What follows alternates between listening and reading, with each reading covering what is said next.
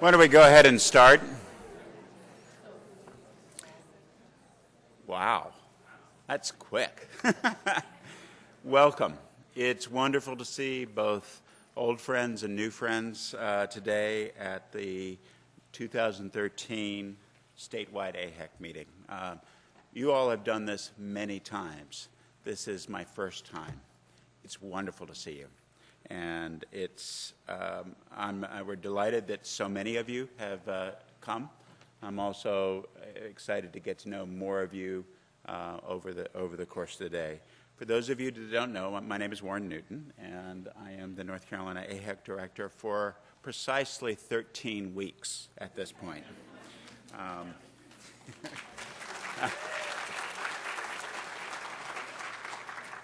I want to acknowledge, but I can get the clicker to work. All of you know that it takes a village to put together a conference, and I need to particularly acknowledge Alan and Sue, Ashley and Andy, the program directors, the presenters who got their slides in very rapidly, and of course all of you. AHEC would not be AHEC without the people who are working throughout the state. So I want to thank you all for everything you've done to make this happen. What I want to do briefly today is tell you what I've learned so far as I've gone around the state talking with our stakeholders about AHEC and visiting many of you. I want to get at the question of who AHEC is, who are we as we move forward, and then propose some future directions. And then hopefully we'll have some time for questions, and then right before we go into break, I will give a discussion of what the conference for today is going to be, how we've organized it, and what the rationale is behind it. The entire point of the day is interaction and questions and comments, so I hope you won't disappoint me and and have many questions and comments as we go forward over the day. So I need to warn you, and I think most of you know, is that I'm only 100 days in the job, and I've only visited 6 AHECs so far. So what follows is preliminary, and I'm sure I need education from each and every one of you. So I thank you in advance for that education. So what does a listening tour look like? What that's been for me, in addition to the visits with you, I've met with most of the health discipline, the discipline meetings. I've met with the deans and chairs at the School of Medicine and many other schools across the state, the profession leaders, most of them, at least the first level, and beginning to meet with members of the legislature and the educational hierarchy, the Board of Governors and so on. So what I would say I'm about 60% finished with the first sequence, so what I'm talking about is on the basis of that. And I think the biggest and first lesson, when I met you by webinar, many of you, several months ago, I said that what I was really impressed with was that while healthcare always changes, what we're going through now is something the next level up. It's a kind of transformative change. And I don't think the events of the last 3 months belie that. In the last 3 months, we've gone, as most of you know, from 142 to 24 hospitals. That's probably down to 16 in the last 3 months. We've had 3 major leaders across the state, one of them being the Director of Medicaid, disappear quickly, and the financial challenges across the state have mounted up. There's dramatic change going on, and it's continuing. I think it's in the context at below that level is a lot of change and the beginnings of significant change in the organization of care. I think some of you appreciate that North Carolina has long been, as a state, a real leader in quality improvement in patient-centered medical home. I mean, even though we're tiny compared to California, we have almost as many as California and Texas in terms of individuals who are recognized for diabetes or other areas and patient-centered medical home. We've come a long way, and actually AHEC is a large part of why that's happened. We're beginning to see new payment models come as Blue Cross Blue Shield rolls out bundled payments. Not seeing that many ACO payments in the state, but we're beginning to, and everybody's talking about ACOs or CINs, either secret, or very, very secret. But we hear about all of them. And I get a lot of discussion as I'm looking around about the need for primary care and the need for population health. And there's certainly a thicket of consultants who have things to sell in that area as we move forward. And I'd comment that mental health is a key part of the picture, but is relatively not moving forward. There's a lot of work being done on the ground, but because that the Medicaid reorganization is still in the air about how that's going to be, mental health system's facing its third major reorganization in 10 years. And I believe that mental health is going to be absolutely critical to bending the cost curve as we move forward. And here I'm not only talking about the public mental health system, but also primary care as part of mental health as part of a primary care function across the state. And I think from where I sit, and many of you know that I was the Dean of Education in the School of Medicine at UNC, but through that we've worked with partners across the state. There are really significant changes in health professional education going on in the schools. To me, one of the centers of change is the School of Pharmacy at UNC here, where they're on their second once-in-a-lifetime renovation, just about to announce it, where they're going to take clinical care for pharmacists down to the first year. There are, in School of Medicine at both UNC and ECU, there are significant changes apace with longitudinal curriculum, real emphasis on team-based care and quality improvement and population health. And the ECU School of Dentistry has a radical different approach to training dentists. That is putting them in service learner centers across the state. And UNC is also doing more and more of that.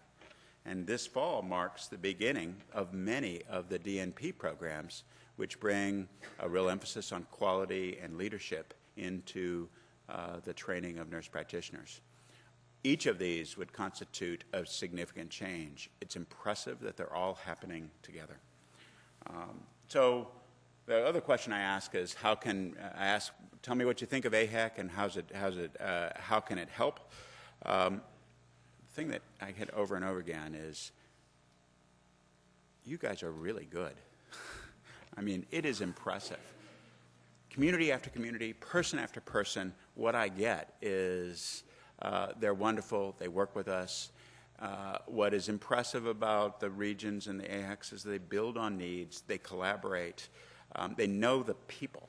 So I remember a nurse in Eastern AHEC who said, the titles have all changed because of the integration, and people are doing different places. But we knew them in their last job, and we know them now, and we can still get it done. And that's the power of the relationships with people that we have. With almost no exceptions, AHEC is trusted by everybody. I think what's also impressive to me is that there's a remarkable humility. And I actually have a theory about why that is. In college, when I went to college, I would go out to dinner with 8 to 10 people, and I'd be the only non-first child at the table. So my first meeting with the program directors across the state, there were no first children there. And I think what AHEC does is what I always see with non-first children. They're sort of helpful, and they want people to work together, and they don't feel like they need to be the person in charge, but they are. That's my theory about AHEC, at least. But the other thing that I notice as I talk with staff across, and this is not all staff, but some staff, is they know their own programs, but they're not aware of what other AHECs are doing that are similar. And furthermore, they're so humble that they don't talk about it very much. So it's always a risk to have me come visit, because I'm really going to like what you're going to do, and I'm going to ask you to do something. Hence, all the presentations today, or many of the presentations today. But I think that this is a real issue for us moving forward, and I'll talk about that in the future. So what's my summary of what I've learned so far? Change in healthcare is transformational. It's not just usual change, and it's just beginning. That as I talk with healthcare CEOs of hospitals, lots of healthcare leaders across the state, they're aware of part of it, but they all have pretty limited vision, either because of denial in some cases, or because they only see one piece of it. But it's really big. I think the other thing I'd comment just generally is that the healthcare system change is proceeding ahead of and much more rapidly than our education system moving forward. And then with respect to AHEC, and some of this language comes from Elaine Owen at MAHEC, we have a wonderful story to tell, but not enough people know about us. And there are many pieces of that, but it's an important question and issue for us in the future. What's our role as we encounter this? We need to help lead this transformation, not just of education, but also of healthcare. And that's across the state. It's across professions as we go forward. This is our time. So then, let me just go to the second section of the talk, which is, who are we? And my first, as I began talking about the AHEC job at the national level in the Institute of Medicine and various LCME and various other places that I meet nationally, they say, well, who is AHEC? And I've mentioned this to something, but in their mind is an AHEC that has several pipeline programs in small high schools across the country. When I begin talking with them about what you do, they're blown away. And one way of responding to that, which we've done, I think, pretty effectively, is to talk about the numbers. And I think most of you know this. 9 centers, about 1,800 staff and faculty, 16 residencies. And we don't keep the data this way, but what I would say is that if you think about the primary care physicians who stay in the state, we produce about 75% of them, although we're only 10% of the residencies in the state. Almost 10,000 student months across the professions. Hundreds of thousands of people who have been through our pipeline programs, and then the number of people who attend CME, CE in a year with us makes us one of the biggest CME organizations, CE organizations in the country. I think we're 8th or 10th, depending on the measure you look at. And then when you look at practice support, we're talking about 1,100 practices have been touched with regard to EHR's meaningful use, with 4 million patients. I'd remind you that the biggest NIH trials typically are in the range of 25 to 50 practices. So the scope and scale of what we all do together is staggering. And it's hard to communicate that. Numbers are one way. What's been more impressive as I've talked with you and met with you is really the values. I put this slide up because the comment will be, and it's been the people at SHEPS who've taught me this, is that the scale, and one way you can express the scale of what we do is with maps. This happens to be the AHEC training sites, and I'll return to this a little bit later, but the numbers don't move people. Maps do, and there's many things with the help of the SHEPS and others that we've done along these lines. But it's not just numbers. It's the values that I see in the group. And what I hear as core values, and this is one of the areas that I'd love to have your thoughts about, is what we care about are the rural and underserved communities, the ones that are in transition, and all of the professions. As a group, we take on tough problems. Remember our roots. We took on the hardest of all problems, which is how do you create health care in rural and underserved areas. That was what our initial mission was in the early 70s. How do you recruit, retain, support there's no tougher problem in healthcare than that. No country around the world is doing that well, but we took it on. And I think that's analogous to what we're doing in mental health, what we're doing in practice support, what we're doing with many aspects of extending the pipeline. We take on tough problems, and we think we can make a difference. The third comment that I see as a core value, if you will, is that we work with people.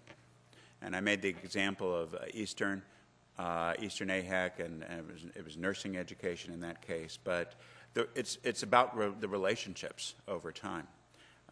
And I think you all know this. This is not profound for this group, but it's distinctive. And I think the final thing that the final element that I'd underscore that I see is a belief that education is fundamentally transformative for people, for individuals. It makes the difference. Numbers don't tell the story of our students and our practices as they move forward and what they're able to do with that. And as I talk with people, I'm really impressed that we believe that what we do is transformative for the individuals. So other questions ask me, are we 9 local community programs or 1 statewide program? And the answer is, of course, yes. Without the engagedness and the creativity of our local AHECs, we would be nothing. On the other hand, our funders, many of our major directions, our legislators think of us as a statewide program, and we've got to manage that tension going forward. I think we've done a wonderful job on that, but it's going to be an ongoing and will be an ongoing issue going forward. Which health professions? Most of you know that I'm a family physician. I work and have worked a lot in the medicine field. It is a surprise to many of my medicine colleagues in healthcare to say, well, what else does AHEC do? But we all know that AHEC is much more than medicine. Our funding, actually, if you look at it historically, comes in initially medicine, then nursing, mental health, pharmacy, and so on, community support, over several decades. So it's understandable that people think about the various elements of funding as they come forward. But there's 2 things that we need to keep in mind. First of all, our mission requires us to work outside of those disciplines. Our mission requires us to be open to new and to emerging healthcare workers. And furthermore, for the future, for improving outcomes, they're going to need to work together. So we need to get out of those disciplinal silos as we move forward. The second or another point I'd make is that we do health education over lifetimes. This happens to be currently enrolled. This is a graph by discipline across the state in, I think it's last year, with 10,000 student months. And these are the first or second phases of health professional education. But we obviously work before that, getting the right people into the pipeline, and we obviously work after that. This is a graph of our CME activities. You can see it's a 15-year graph by discipline with documenting the enormous impact that we've had. But let me underscore something that is unique about us with this here. It is very understandable that all of the health affairs schools that we work with like to focus on their own curriculum, what they're doing right now. That's sort of what they're there for. The problem is that if we limit our focus to just the people and the learners who are coming out right now, it's 2 to 3% of the total health professional workforce. If we believe that those curricula, all these new curricula that we're doing are going to make a difference, we're going to have to wait 30 years for the workforce to be covered, which is the time it's going to take for the entire workforce to be covered. We, however, work across the pipelines, getting the right people in, but particularly in the continuing education area.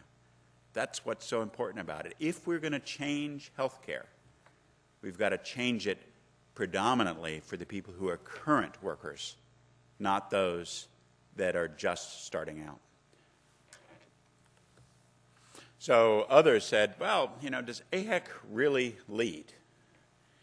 And it's palpable that AHEC leads. And I think it's a good question, sort of how do I see that happening? Some of it is the kind of leadership that all of you do, and you may not think of it as leadership, but it's bringing together the group of people that you're working with. And an example for me, both out of Northwest and out of Eastern, and 2 site visits, were how do you set agendas for what the continuing education is going to be? You get together nursing leaders from across the region. You talk about what the hot issues are. You say, this is what we're going to roll out with the collaboration of many others. And I'm sure there are other examples like that, but that's a kind of leadership. Another kind of leadership is saying, look, there are big issues that we need to be at the table with and can contribute a lot. An example is the statewide initiative to do health informatics exchange, health information exchange. So AHEC is at the table, both Sam and I was also, but there are others at the table. And that comes out of all the work we've done with electronic health records and working with systems.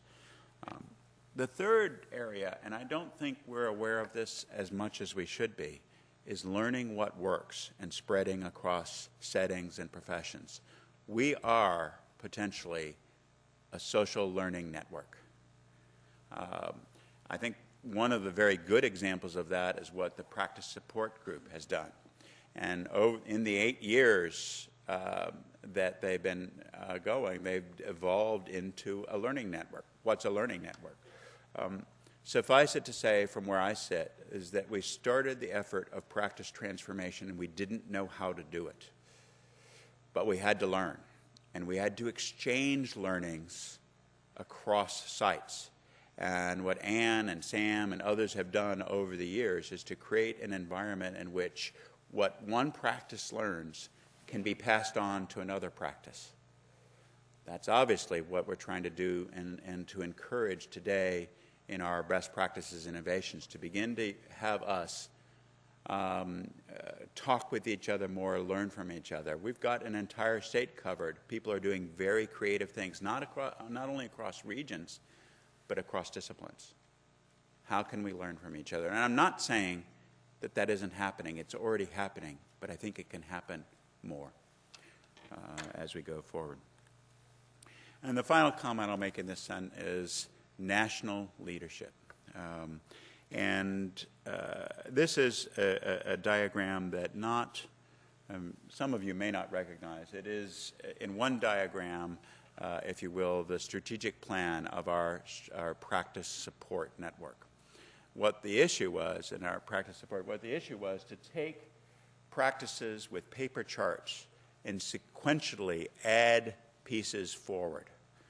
So that you start with paper charts, you get electronic health records, you then get meaningful use, you then use meaningful use, you use it meaningfully to improve quality, heading towards a robust patient-centered medical home. Now that might seem very simple and straightforward. But understand that of all the states in the country that have raced after meaningful use money, we're the only ones who've linked it to quality. Thank you, Rand. And the scale of what we've done, we're the only ones who have been across an entire state, so that it is 1,100 practices and over 4 million patients. Now, my point about that is not to emphasize only practice support. I think there are similar things going on here. But how you acclaim national leadership is that those ideas, those programs, and those outcomes are how you have national leadership moving forward. It's not about North Carolina AHEC. It's about what the country needs as we go forward. So then let me make some comments about where should we be in the future. And again, this is where I need to emphasize these are ideas that we've talked about, around many of them around the directors, but it's me putting it out there. And I look forward to your comments and your questions. I've put a time frame because I think all strategic planning needs to be in the form of time. So let's, for the sake of it, talk about the next 3 years, realizing that my crystal ball is no clearer than your crystal ball. But I think it's important to be thinking in the not just what are we going to do next year time frame. So what I haven't included here is two things. One is funding, and all of you know what's happened with funding, that we've lost about 25% of our funding from the state over the last 4 to 5 years. The second thing, which on reflection at about 3 a.m. this morning I should have had a graph on, has to do with the health status of North Carolinians. So we all know that North Carolina, coming out of World War II, had the worst health status of any of the 48 states, so as measured by draft rejects. We know that by many measures we're somewhere between 35 and 38 over that period of time. So we've come actually a long way, and actually investments that the state has made as well as economic growth have made a big difference. But we're still only 35th, 37th, 38th, depending on the measure, compared to the other states. We've got a long way to go. But I wanted to put it down, and I wanted to give you some things that I feel uncomfortable with in terms of the outcomes of what we've done.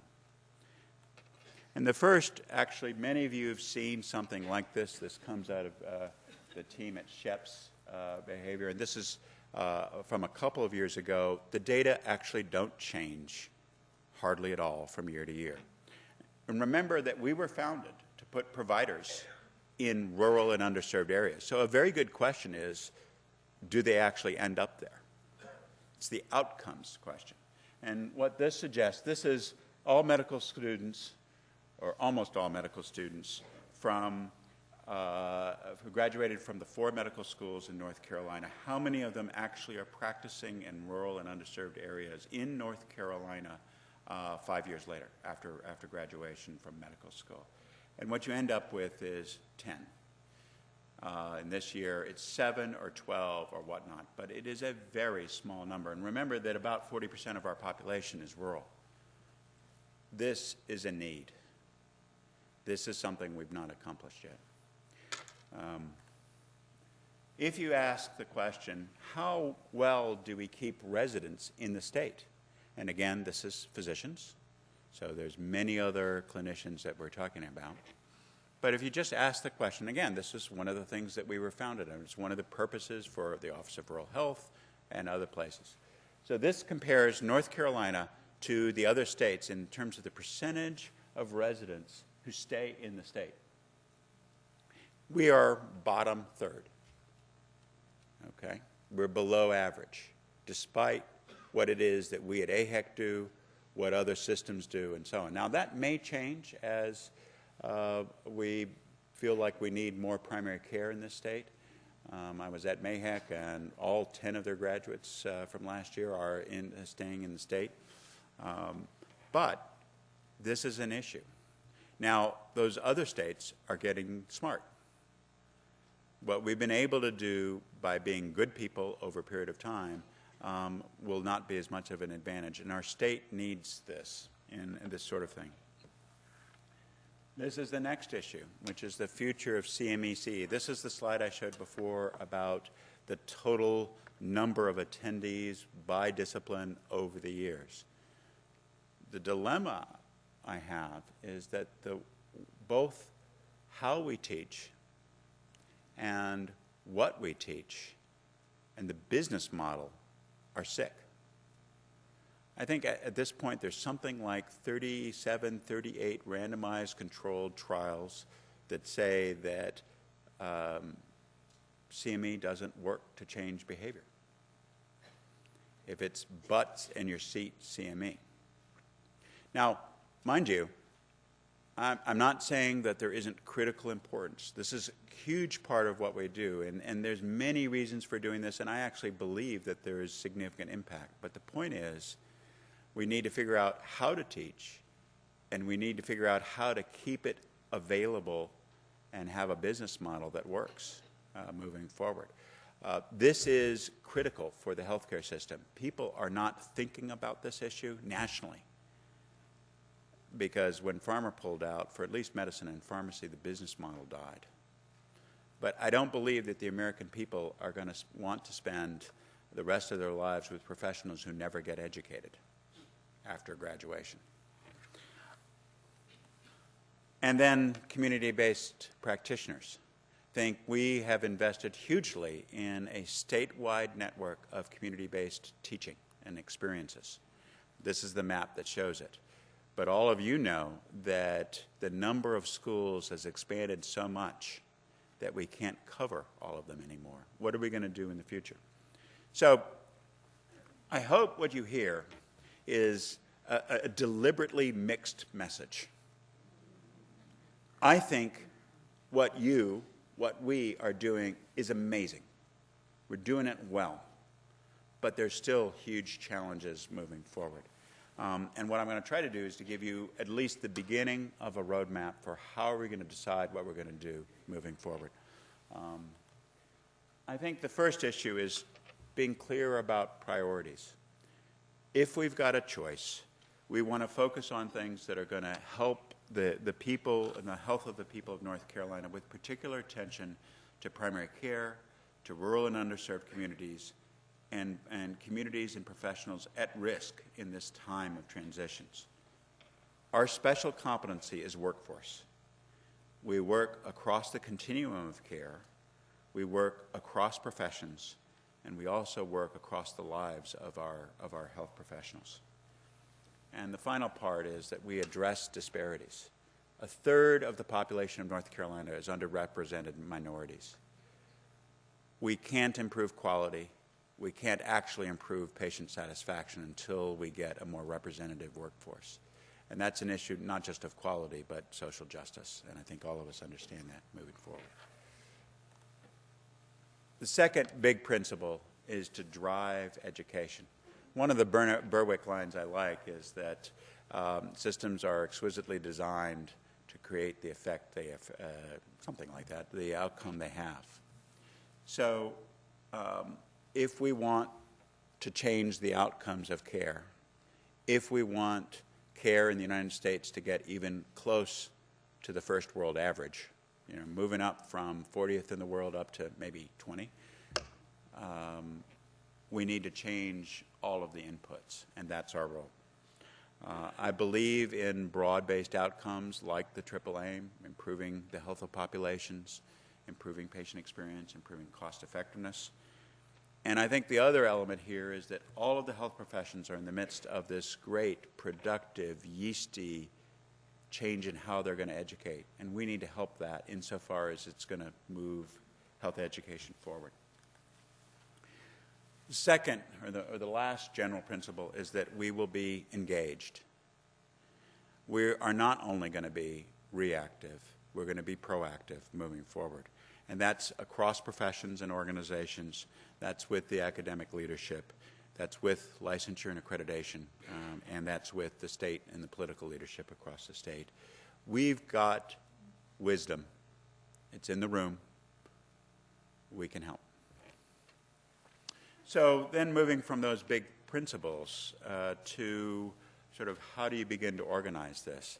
What strikes me is that there's a lot of discussion about how do you improve the health of the population. And actually, it's been one of my questions to the CEOs I talked to is, well, how do you improve the health of the population and other people? And I'm getting lots of different answers. I think the first thing to say is, isn't it wonderful that people are actually asking that question? There's a lot of people who are saying, how can we do that? There's a lot of software vendors and a lot of other people who think they have a vision. But what impresses me is a conflict of visions. I had one CEO talk to me a short while ago, and I said, well, what's your vision of improving the health of the population? He said, well, it's kind of like the 90s. What we want to do is create access points that are broadly distributed, and we need to have gatekeepers so that the really sick people can get into hospitals and to be taken care of. That is one of the visions out there, and that is not the vision that I would agree with. I think where I'm at is that the fundamental organization of care has to change so that the locus is in primary care, in communities, and in the public health. That is, that small group practice is a key part of that. We will provide almost all the needs for their patients, use teams of professionals to do advanced access, chronic care, and to manage those with multiple comorbidities, and that they're accountable for the triple aim, for patient experience, for quality, for cost, and that we eliminate the disparities in both health processes and health outcomes. That can't happen unless you have wraparound care coordination. That can't happen unless you have IT that is channeled to be able to do it, and it can't happen unless there is a much better integration between hospital care and practice, and a much better integration of practices to work in homes and communities. So of that, if where we are is developing a strategy for care for the population, how do we get there? First is, I think, a primary care workforce, and there are things that we can do not only with physicians but with advanced practice practitioners, pharmacists, to enhance the number going in and available. I believe that there's good arguments about how many we actually need, but we certainly need redistribution and we need new ways of working. The second is there's an entire workforce that's critical for effective community-based care that is only now and it's disorganized. That's the medical office assistants, that's care coordinators, these are mental health practitioners in the community health workers of various sorts. That workforce needs to be mobilized. We need to figure out who we need. We need to figure out how to train them, work with our partners in community colleges and other places to begin to develop a pipeline and ultimately to regulate them. The third part of this is what might be called a primary care extension agency. So it's similar to what the agricultural extension agents, and that's really what has happened already, where you exchange best practices from farm to farm, from practice to practice, from hospital to hospital, except that it's bigger than quality. It is also continuing education. It is also how do we get the right kind of providers into the workplace? How do we connect the head to the body? How do we put the mouth on the head for the other pieces of that? And then I think engagement of the health systems about developing a robust system for primary care. A key issue for many of us is Community Care of North Carolina. I founded one of the local sub-networks of CCNC here in the Triangle and have worked closely with them over the period of time. I think we're sibling organizations with lots of parallels. One of the parallels is that you've seen one CCNC network and you've seen one CCNC network, and the same thing is true for us. And talking about it with them moving forward, and part of it is the uncertainty of a legislature that has said we need to think about a future without CCNC. But what we've talked about is a more close collaboration. That is, can we begin to formalize how we relate with CCNC with the general understanding that our core expertise is in changing office systems and developing practices, and their core expertise is around care management and the informatics necessary and the case management necessary to do that. The goal is what we both share, which is to improve overall quality of care. And what they've asked us to do is to begin, if we can identify practices that are not doing as well as they should, can you help us with those practices? How to do that and the specific rules, region by region, particularly since the maps don't quite fit together, is key. But I think we can work more constructively over a period of time and perhaps also get a payment model out of it. As I've said, reinventing the CE model is a piece, an important piece of this. I want to make sure you hear we have a critical need to play in the current healthcare. MSWs across the state, who are the bulwark of our mental health system, can't do what they do without AHEC. Likewise, the nurses in small and regional hospitals that are going to undergo a brutal transformation in the next 3 to 4 years can't do what they do without AHEC. That being said, with the creativity in the room, we've got to think about how we're going to do this differently and put it in a way that people will pay for it and probably actually argue for the importance of it. There's a real opportunity for creativity moving forward. And a part of that is interprofessional practice. I think all of you know that you can't move forward in this day and age without an understanding of team-based care, without an understanding that we need to begin to figure out how to train people together, and even most importantly, how to work together to improve outcomes. There's some really interesting work going on at the national level. I'm mindful of a researcher at MIT who has begun to track the heart rates of people in an OR suite and realize that teams that have good outcomes have heart rates that are significantly in sync. A physiologic basis, if you will, for team care. Now, what does that mean in the outpatient setting? What does that mean in the community-based setting? I think we're still a long way from figuring that out. But what I'd suggest is that our emphasis should be on outcomes. Let us develop the places that have good outcomes and then retro-engineer the education that is necessary to create that. I think there's things we can do with the construction of those practices, with the training of the people getting into the practice that can help a lot. And I think health career pipelines is another key part of this. I've already mentioned disparities. What all of you need to know is that this is the part of our programs that's most vulnerable to what is happening in Washington around the budget gridlock, because we've concentrated over the years our external federal funding from this. So in some ways, we're less vulnerable as a big statewide program to this than other AHECs around the country. On the other hand, this is core to what we do. And what I would encourage those of you working in health careers pipelines, I'm really impressed with the creativity, but we also need big ideas, and we need to look clearly at some of the challenges. Let us learn why the Eshelman School of Pharmacy satellite campus at Elizabeth City failed. Many answers to that, but part of it is the quality, the preparation of the students coming in. 4.0 students couldn't cut the work. And there are many other issues as well, but we've got to look at the quality of the pipeline education. It's algebra in 8th grade that's a key part of it. And begin to think about other more transformative changes.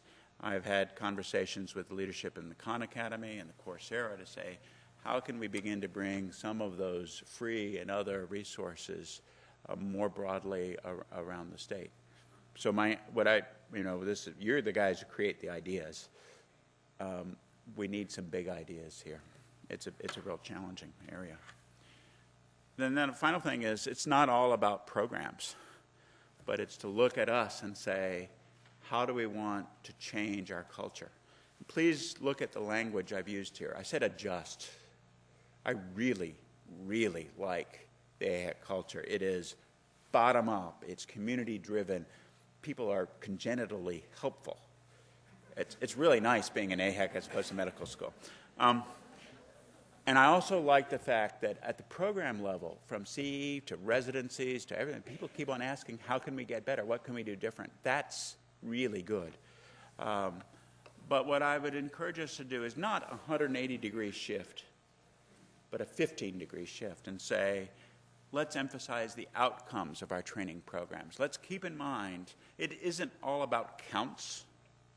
It isn't all about the number of trainings we've delivered. It is also about whether or not people end up in rural practice. It's all about those other outcomes that are key. That's how we should measure ourselves. Nobody in the country measures themselves that way. I'm not saying that this is common, but I'm saying it's what we ought to do. The second cultural shift is that it's okay to charge for services. It's okay to charge for services. I think the paradox is, as I've gone around the state, I've talked to people who say, oh, AHEC does such good stuff. And then next time said, but why do they charge for it? They say they're the best available that we can get, but we don't want to pay for it. That culture needs to change. And then what I've already said about developing AHEC as a learning network. The other and big issue in our culture is telling our story. We've got a fabulous story to tell, but not enough people know about it. And I think it's because all of you are congenitally humble. We don't have a common message. I was struck when I was visiting MAHEC and they put out posters of all the graduates they'd had in the local newspapers. And their feedback has been, this is a MAHEC person, this is a MAHEC person. The doctors in the community had come from MAHEC. That's part of the kind of key that I'm talking about. We need to put that sort of thing forward. And I believe it's critical for our future as we go forward. And people need to know it is what we do. And that's tough. When I went as a family physician, one of the things I work a lot about is that, and I think there's a lot of similarity in cultures, that people don't like to talk about themselves. And that's true with you guys. And I'm not talking about bragging. I'm just saying being assertive and telling our story. We also need to change how we do business. The first part of this is seeking external support. This is something that's very frightening for many of the staff that I've talked to. They say, well, what happens if we get grants? And what happens if those grants have outcomes that we don't want? What I would say to them is, we've lost 25% of our funding, folks. We need to replace it. And the second thing I'd say is it is actually a matter of being wise about what you pursue. You know, working with practice support over the years, practice support has brought in about $25 million over the last number of years. And they show something of the challenge of this because every good-intentioned, well-intentioned funder has a different thing they want to focus on.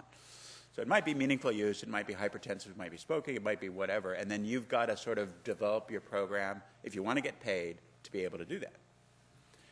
There is a strategy and wisdom that comes with doing what you're going to do and working with partners who you think are okay to work with. You know, to give you an example, the Community Transformation Grant has as one of its outcomes reducing the number of hypertensives in the entire state by 10%. 10% entire state. That's stunning. If you think about how many lives and hospitalizations that saves, that's a partner we can work with, and that's a goal we can work for. But we've got to be very prudent about which ones we work and so on going forward. And I think it's pretty clear that we need both targeted investments in infrastructure and that, as I see already happening, as much collaboration across the AHECs as makes sense.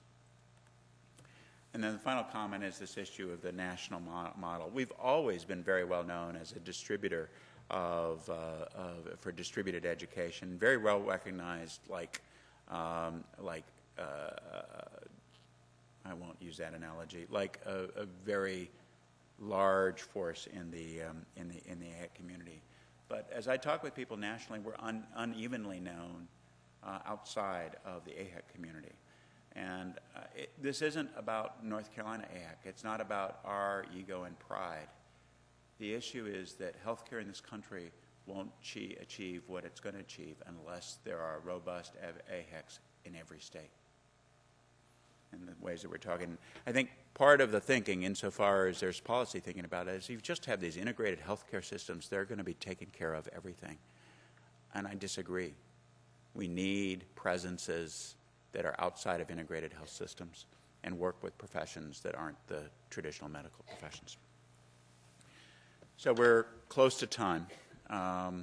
I think instead of, I will look forward to talking with you, let me just go into, so that there's a full 15-minute break, let me go into a discussion about where we're going to go.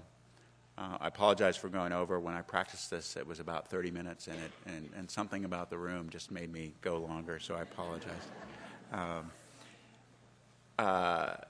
So where did today come from?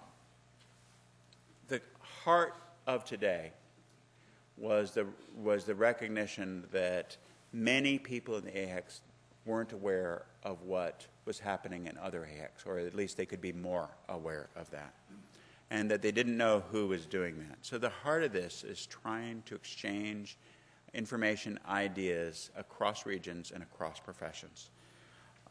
The other thing that I'd like to do is, over the day, and particularly in the town hall at the end of the day, is talk about where should AHEC be going in the future. I've given you some initial thoughts here. I'd love to talk with you about that, both here and follow up by email.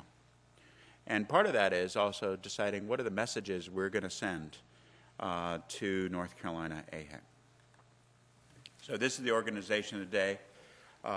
You'll get a 15-minute break, and then we'll start one of 2 concurrent sessions. They are organized in the Friday Center rooms. There's 6 sessions. Each of the 2 sessions has 4 presentations, as we go forward. There's lunch and networking as we go on, and then we hope at 3:10 to have you meet together as AHECs and as universities to harvest the learnings, and then we return here for the town hall at the end of the day. It's probably worth saying, well, what do we mean by best practices and innovations? I mean something, I don't necessarily mean something that was discovered last year. There are many cases in which people have started doing something and it's a model for the rest of the state. An example is the Evidence-Based Practice Center at Southern Regional. But what's impressive is that organizational shift over a period of time. What's also impressive is that what one discipline can learn, others can learn. There can be learning across disciplines. And I think the point here is to spread. It's big concepts. It is, what effect does practice support have on lives saved across our state? To small, which is, how can the nursing leadership across the state do continuing education themselves about interprofessional education? Anything is fair game as long as it's something that people can learn. We've gotten input from a lot of people about topics. So 85 topics, which we had to boil down and select down to 48. Thanks for all of you for suggesting that. It was the AHEC directors and the central program staff who suggested many of them. And we've adopted a format to really emphasize spread. So what we're going to experiment with is a total of 20 minutes per presentation, but 10 minutes is you speaking, and 10 minutes is everybody else having a chance to talk. And this is a format that we've done in other kinds of conferences. Limit to slides to either none or no more than 10. And very consciously, we tried to intermix regions and intermix professions as we put them together. And we're going to, of course, post the slides for access. Many of them are already up. We've built in networking. I wanted to point out what the regional meetings at 310 are supposed to do. The idea is that you can begin to harvest learnings across regions and across disciplines. What we want each of the regions to do and each of the universities to do is to get together and say, what did you see that was interesting? What could you do that you might be able to do there? Or what did you do that's quite different from what we're doing? And we actually would like to get you, if you could appoint somebody to touch base with and either send an email or write it on a piece of paper and send it to Sue Isley so that we can begin to understand what's possible. One of the things that some settings do is to actually have a team approach to learning. That is, I ask people to go to each one of the sessions from whichever region you are so that you can learn across that. How you do it, obviously, if that's useful, think about it. But that works as a way of harvesting learnings. And then at the end of the day is reconvening here in the Grumman Auditorium for a town hall meeting. And what I'd like to do is to take an approach of appreciative inquiry.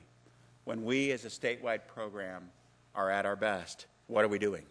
Catch us in what we're doing right. And what should we highlight nationally? And then the second question is, what should our priorities be going forward? Love your comments and feedback to what I've just talked about. If you have ideas about how we can work together better, I'd love to hear your ideas about that. But that's the idea. We'll have, as we do now, we have a mic set up so that people can talk. Just a couple of announcements before we close. Breakouts have been scheduled with time for each presentation, but you'll notice that we haven't given you time to move between the presentations. So in most cases, you'll stay in the same room. It's your choice. Please observe the 10 and 10 rule. The idea there is to preserve the opportunity for there to be interaction. And don't take a lunch ticket if you're not eating lunch going forward. And Alan Brown, there was one other thing that you wanted me to... We've found a phone a while ago, BlackBerry, so, I was going to give away some door prizes. You'll get the evaluations tomorrow by email. And just give us your feedback about what worked and what didn't work, and feel free to comment on any of the issues we're doing today. I'll read every one of them. So thank you all very much.